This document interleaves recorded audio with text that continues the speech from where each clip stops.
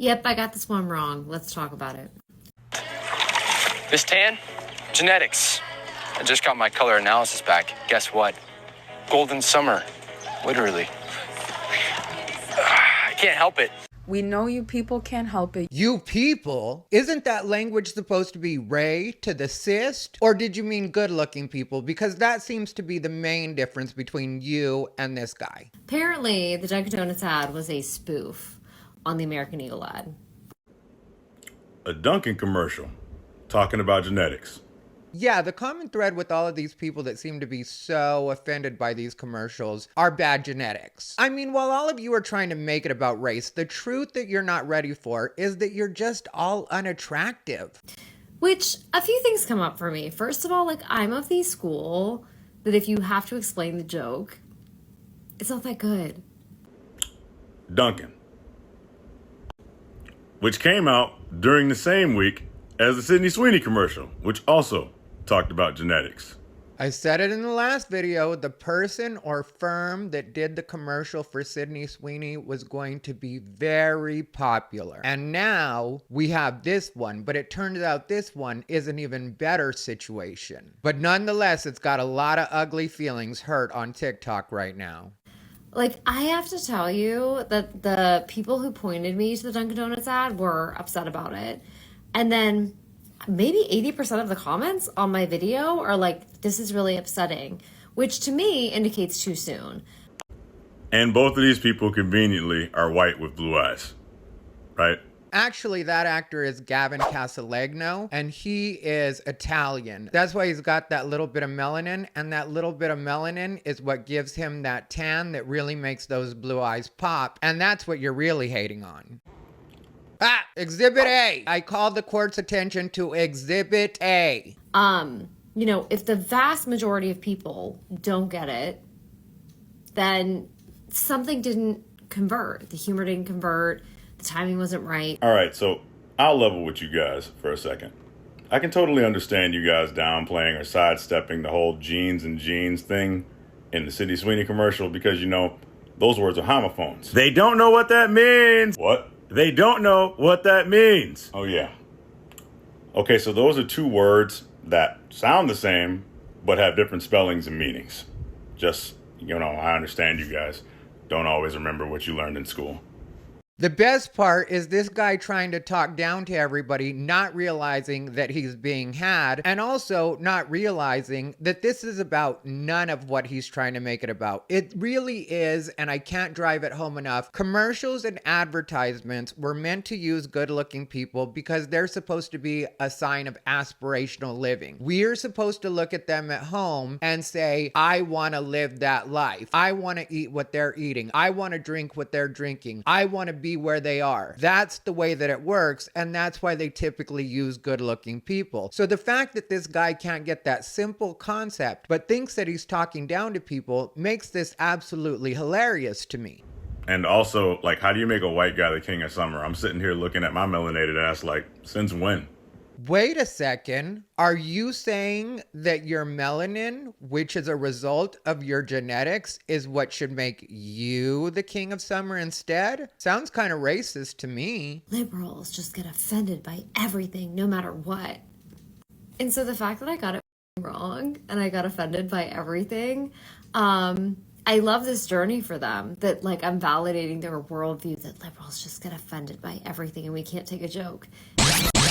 What's up, everybody? Ty Rivera here, the absolute best LGBTQ comedian in the world. All right, you guys, so I wanted to talk about this even though it turned out to be a spoof because it really had the uglies in their feelings. And if you don't know where the uglies live, they're pretty much exclusively on TikTok. I think it might have something to do with the fact that people can only stand looking at them in short bursts, but that's where they all tend to be, and that's where they're all in their feelings right now, and probably haven't even realized that this did turn out to be be a spoof. What happened was Dunkin' Donuts saw all the controversy this was causing. American Eagle wanted to get in on the action, wanted to get some attention, and in a true genius move, decided to do a quick turnaround. So Dunkin' Donuts was smart enough to capitalize on this, hire this actor that is undeniably a good-looking guy, and make this Sydney Sweeney spoof. And I know even when people find out that it was in fact a joke, they're going to still be upset about it. But what these people don't understand, and I hate to sound so condescending, but it's weird that you have to explain this because I thought everybody just knew. But a couple years ago, there was a study done and they were talking about how it takes the average person 5 times of seeing something for it to even make an impression. And then more recently, it's become 5 to 7 times that people have to see something before it makes an impression because people are exposed to so much visual noise. So these brands know that they have to hit hard and fast and get your attention while they actually have that moment. And then the twist that I think a lot of people are starting to add to it is they know that if they can get a rise out of people on social media, then everybody will be making videos about it and their job is done. So while everybody wants to make it about everything else, these simpletons lose so much because they're trying to be so deep about everything and not realizing this is just the advertising game and you all are constantly playing into it and constantly promoting whatever these people are putting out. Whether you realize it or not, you are promoting every one of these products, every one of these brands, with the exception of certain things like Bud Light really had it kick them in the ass. But the ones we're talking about right now are not going to face a lot of backlash. Even had this not been a spoof, it would not have faced a lot of backlash because people, plain and simple, like to see good-looking people doing things, which I think was part of why Bud Light was unsuccessful, because when it came down to it, Dylan Mulvaney as a guy was a cute twink, but Dylan Mulvaney as a woman, not the same effect. So I don't think we have to go into that one any further. We all saw what happened with Dylan Mulvaney and Bud Light. So let me go ahead and show you this ad in its entirety in case you haven't seen it yet. It's short. Before we go any further, I'm just going to ask that you like, comment, and subscribe. When you hit subscribe, click the bell, select all notifications so that you know every time I upload. Also, August 16th, I will be performing in Phoenix, Arizona. One show. Check the pinned comment down below for all the information.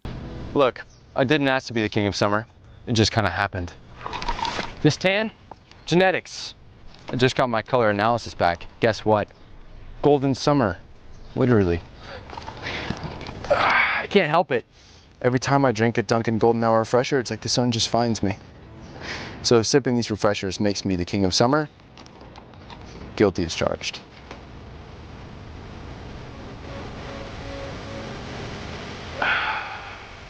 The Golden Hour refresher. Only at Dunkin'. Okay, I don't know why anybody would have been mad at this guy in the first place because he clearly states at the beginning of the ad that he didn't ask to be the king of summer. It just happened. So I don't even know why anybody would blame him in the first place. You've been terrorizing people who don't look like you for centuries. Terrorizing people how? By not allowing you to date them? And I know a lot of you might be thinking 2 things right now, and I'll go ahead and answer both of them before we go any further. First thing, some of you are probably thinking I'm going real hard on the uglies today. And I am, and that's because I want to be very clear that that's what's going on right now. It is people that don't feel attractive, don't like their genes, that are taking it out on better looking people. And the only thing that makes it okay is that they're white. But what these people forget is the fact that these people are white is not what makes them better looking than you. Because if you think about it, you know who else has good genetics? Beyonce, Michael B. Jordan, Zoe Kravitz, Megan Good, Ricky Martin, Jennifer Lopez, all people of color that all have good genetics. And this woman right here isn't even what you would call ugly. She just doesn't put time and effort into herself, and rather than focus on what she's doing and the way that she's presenting in the world, instead she wants to take it out on other people. But when you think about advertising and aspirational living and trying to sell things to people, you have to on some level want to know, what are they doing for their skin? What's their workout regimen? What do they eat like? These are things you want to know when you look at very attractive people. But then you look at someone like her and you're like, she doesn't drink enough water. I can already tell that from looking at her skin. Her diet's not right. I can tell that just by looking at her face. And her workout regimen is probably non-existent. And the second thing I know some of the bitter Bettys in the comments are going to be like is, well, Ty, look at yourself. Don't get it twisted. I've made a few mistakes with plastic surgery, but I've got great genetics. And really, I think that that's a lot of what the problem is with the people that are complaining, is they don't understand that because these people are saying or joking about the fact that they have good genetics doesn't mean that they're saying you don't, or that people of color are incapable of having good genetics. But if you're not comfortable with yourself, or you think you've been shorted in the department of genetics, then of course you're gonna take these personally. Which, to tell you the truth, with me, I pay attention to social media because that's a part of what I do. And also being a comedian, I have to know what's going on in the world. But if these commercials hadn't caused such controversy, this would all just be words that different actors had said during commercials. I would never give a second glance or give a second thought to, oh, because they're saying this about their genetics, that means that I have bad genetics. She's saying that because she has blue eyes, that means that my brown-eyed genetics are somehow bad. I wouldn't even be thinking about it. So maybe you're telling on yourselves when you go on about the way other people talk about their own genetics. How about you actually work on yourself, see what you can look like if you maximize, and then see if you still have the same problem with your genetics, or maybe it was just your attitude all along and you want to blame it on your genetics because you're all the way around a half-ass. We know you're a bunch of sociopaths, you don't have to remind us. We have the Sydney Sweeney American Eagle ad campaign that is using a double entendre on the word jeans and jeans with a blonde-haired, blue-eyed white woman. In a time where racism and fascism is on the rise, the MAGA movement is on the rise, at a time when our president had Elon Musk on the stage at the inauguration doing a Yahtzee salute. Okay, kind of a lot to unpack here. But could you imagine if a white person got on TikTok or any other platform and said that all black people were sociopaths? But again, because these actors that they're talking about are white or considered to be white, she feels completely comfortable to say this about an entire group of people, when if those people came to her with that same energy, suddenly she'd be up in arms, yelling, crying, screaming that she had somehow been victimized by other people's words. But because these people are white, they're just supposed to take it. And that's a part of the problem there too, is that a lot of these people wouldn't be able to handle it if everybody came back at them with the exact same energy, which is often proved by the fact that anytime anybody does say anything that might even be slightly sideways towards their community, suddenly there's a big deal about it. Like this commercial is a perfect example. Nobody is even referencing or directly talking about people of color, but people of color are in their feelings over it. But then you take a direct hit and say you people, meaning white people, are all sociopaths and white people are just supposed to be okay with it. Now tell me how that makes sense to you, and tell me that there isn't a part of you that knows we're on our way to true equality, where white people can talk about people of color and people of color can talk about white people. And people of color aren't going to like what they hear, and they already know that. And the thing is, as a person of color, I'll tell you that a lot of the complaints white people are going to come out with are going to be accurate, and nothing hurts worse than the truth. Oh, and as far as the MAGA part goes, that adds up to absolutely nothing for me. And not because I voted MAGA, but because I really do look at things from an objective perspective. And when I look at what a lot of people are blaming on the administration, in a lot of cases, that's not what it is at all. So your Trump derangement syndrome really has nothing to do with this argument, but we'll get into that a bit more in a minute. And the Dunkin' Donuts marketing team said, let's try and make our donut commercial about genetics. And let's have an all-American looking guy with blue eyes be the messenger. Their marketing team is definitely like that one person that's like, I'm not touching you, I'm not touching you. I already didn't go to Dunkin' Donuts, but I'm definitely not going now. They're on some broke bitch rage bait behavior. They're on some broke bitch rage bait behavior? That sounds a bit like the pot calling the kettle African American, if you ask me. But let's not get hung up on that, because the most important part of what she said was just before she said that. When she said, I already didn't go to Dunkin' Donuts, but I'm really not going now. So in other words, they lost absolutely nothing by upsetting you. You weren't a customer to begin with. And that's another thing that these people don't get. You can't take away money you never gave. If you were never a customer of Dunkin' Donuts, then it doesn't matter if you continue to not be a customer of Dunkin' Donuts. And I don't really know why you would mistake yourself for being a concern in the first place. Because you have feelings? Who doesn't? Yeah, I just watched the Dunkin' Donuts ad, and it's problematic for so many reasons. Okay, you look like you could really use a donut, so let's start there, Karen. But I'm gonna go ahead and hear you out because I always love watching a malnourished, self-hating, liberal white woman publicly flog herself for people of color online. First of all, it's certainly disappointing to see genetics brought up in a similar way as a Sydney Sweeney ad. It just goes to show that there's never an innovative or original idea in Hollywood. I always think about growing up, like all of the movies that came out at the same time, like Ants and A Bug's Life or Armageddon and Deep Impact. And I'm sure there are much more modern examples that I could come up with if I wanted to. Yeah, if something works, they recreate it. That's kind of how it's always been. But again, going back to the marketing exec of the Sydney Sweeney ad, thinking that they were being so innovative and pushing it, you know, when they say that art imitates life, clearly these through lines and discussions and philosophies are percolating under the surface because of what is happening culturally, not even under the surface. What's happening right in front of our face is informing creative that people think is reasonable.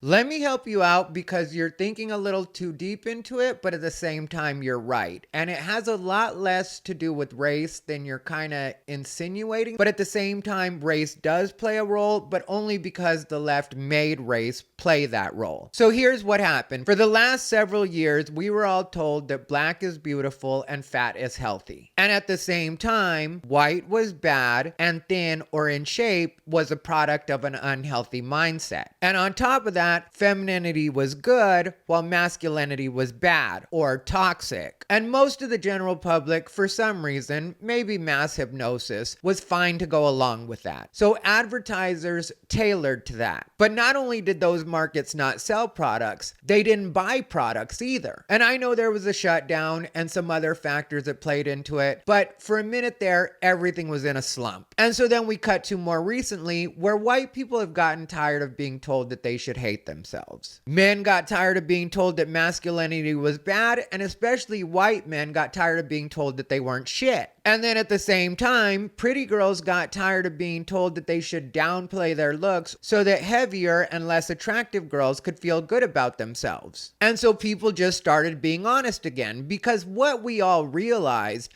was that no matter how much we propped up these supposedly marginalized groups that we were all supposed to feel bad for and make feel like they were on the same level as everybody else, that they were continuously just going to feel victimized and basically be miserable people no matter what anybody did. So everybody just got like, yeah, let's stop this exercise in futility. And advertisers took note and was like, oh, the hot people want to come out and play again? Let's go ahead and start advertising to them, because when we were advertising to them and when we featured them in our marketing campaigns, it seemed like at least we were making money back then. Sure, everybody didn't think we were the best people in the world, but we were making money again. And that's another thing a lot of people forget, is that a corporation, a business, a brand, it is their goal to make money. That's what they're there for. So when all of you are thinking that, oh, this particular brand was so supportive of LGBT, this particular brand was so supportive of people of color,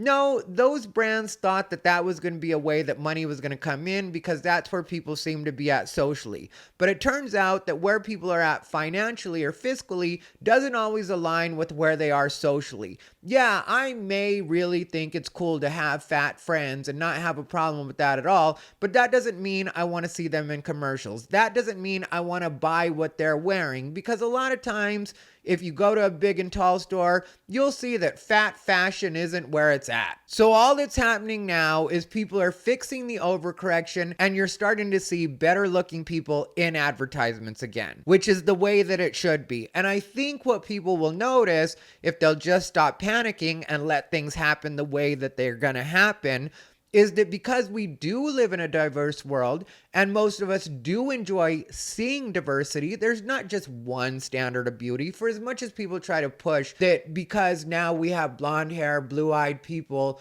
in advertising again, that suddenly all the people of color are going to be gone. That's not going to be the way it works at all. There are plenty of us out there, including a lot of white people, that like looking at beautiful people of color. So beautiful people of color will continue to work. But what's going to get cut out is the true DEI hires. That's who's really got to worry. And I get that that's very unsettling for a lot of the uggos that thought they could get comfy. But before I loop back to the genetic end, I actually want to talk about this idea of being crowned king. In this climate, to put forth an ad about being crowned king weeks after the No Kings protests, I don't understand it from a perspective of like, unless you're an actual monarchy or Burger King, why are you crowning anyone king in America right now?